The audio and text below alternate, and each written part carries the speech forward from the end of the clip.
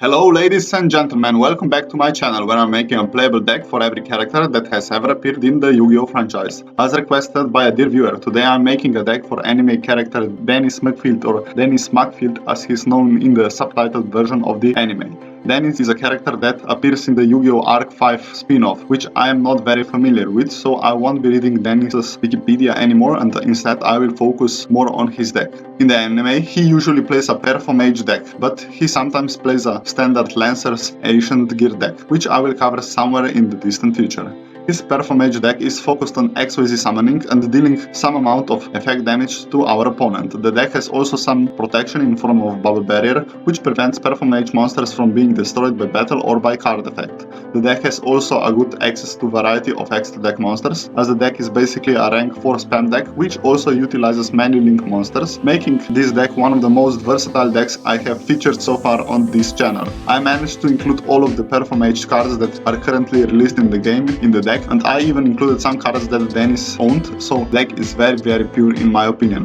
The deck will also be constructed according to the 6 deck building rules of my channel, and before we get to the deck profile, please like this video, subscribe to my channel and tell me in the comments below what do you want to see next.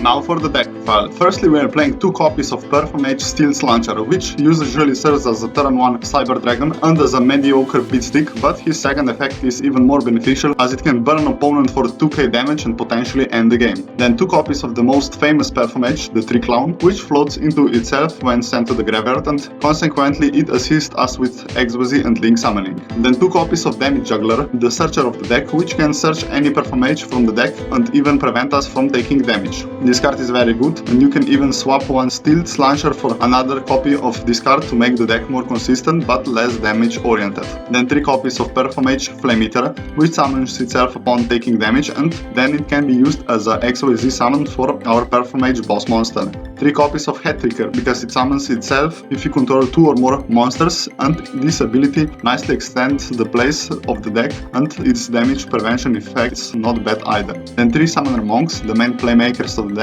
because Summoner Monk can summon a level 4 monster from the deck, and 75% of our main deck monsters are level 4 indeed, so it is quite useful. Then 2 copies of Mirror Conductor, a very mediocre monster which synergizes very nicely with Flame Eater because it allows it to special summon itself from the hand for a quick rank 4 play. And finally 3 copies of Ash Blossom to prevent our opponent from doing anything too stupid. 3 copies of Pot of Desires for draw power, 3 double summons for extra summon and easier rank 4 play, 1 card distraction because many of our monsters have graveyard effects, 1 Foolish Burial again because we are relying on graveyard effects, 1 Called by the Grave to deal with hand traps, 3 Secret Sanctuaries of the Spellcasters to slow down our opponent with its control effect, 3 copies of Bubble Barrier, which protects our Performage monsters from being blown up once per turn, and it also nullifies the battle damage, 1 Wonder Wand because Dennis plays it in the anime and because its draw effect is not bad at all, and 3 copies of Secret Village of Spellcasters, which prevents our opponent from playing any spell cards if we happen to control spellcaster type monsters. And finally 1 Trick Box, because this card is so weird and I just could not play it in the deck.